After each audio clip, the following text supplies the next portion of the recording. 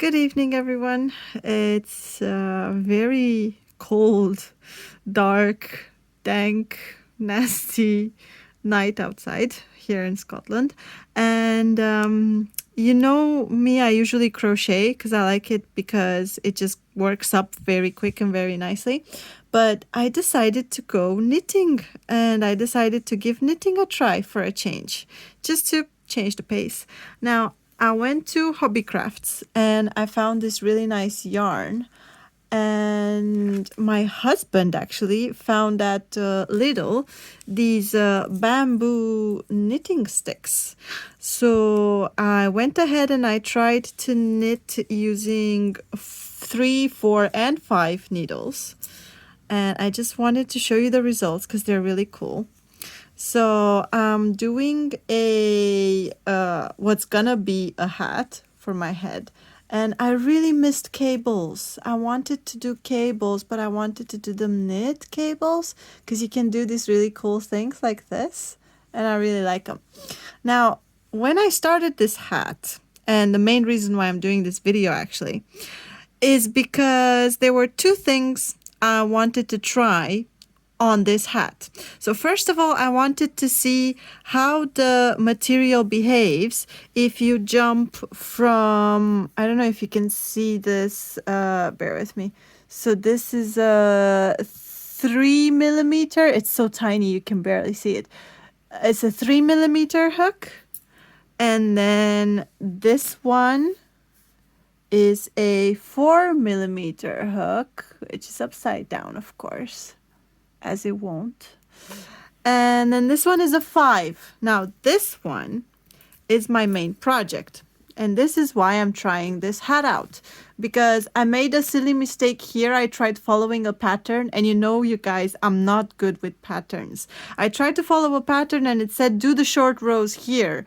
And I did it exactly as it said in the video. And guess what? Lo and behold, I've got weird things in my sweater. But that's okay because this is like a house sweater anyways.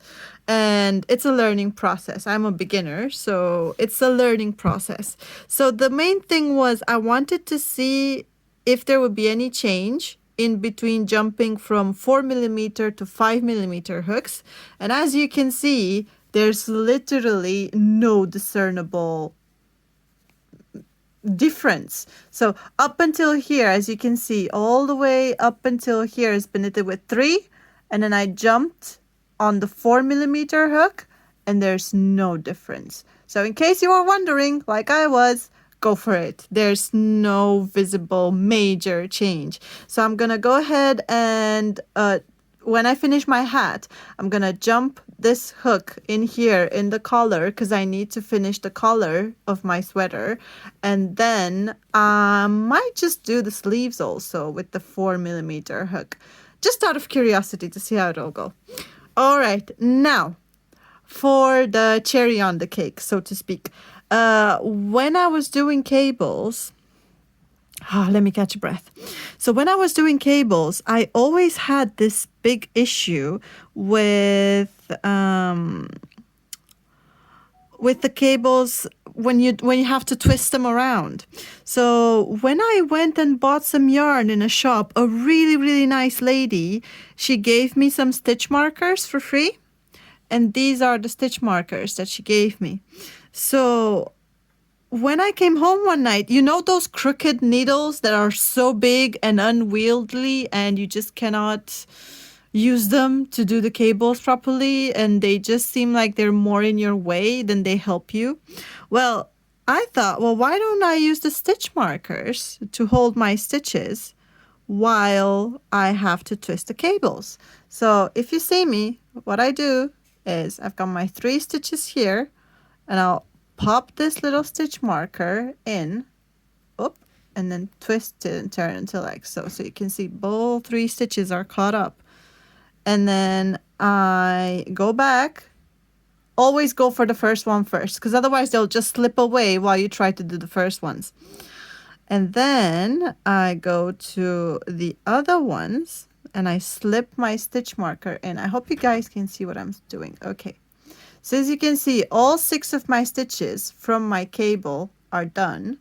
And now all I do is, whoops, I just slide everything out nice and easy, just to make sure that I don't slid any stitches that I want out. There we go. And then see, now I can play with them around as much as I want, and they're so nice, and I can go ahead and I can see everything that I'm doing, and then I'll just choose whichever one I want to go in first or second. And for my pattern is the outsider one first, and then with this hand, see my two fingers, I'll just pull them all the way to the end, and then I stick my needle in, put them on the needle, and then I just take them out. See? And lo and behold, my cable is done, and I can just keep on doing my pearls in order to have a nice background. Whoop. Okay, just two more. Bear with me here so I can show you.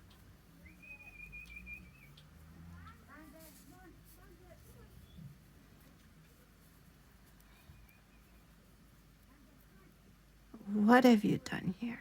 There we go. So see, that's my cable done with stitch markers. Who would have thought it's so easy to do a cable with stitch markers?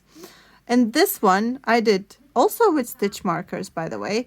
And just in case you're wondering how I got this shape, is you do the same one I did here, you do it here, but the first one is the opposite way around. So you're gonna have the stitches in the middle have to always come opposite the ones on the edges. And then so you do the first stitch in the back and then the second stitch in the front, like the last one I showed you. Right? That was all for me, all the updates I have for tonight. Keep fingers crossed for me. First sweater I ever knitted, and it's a pain, but I kind of like the results, and I think I'm gonna have an idea of how to fix these holes, but you're just gonna have to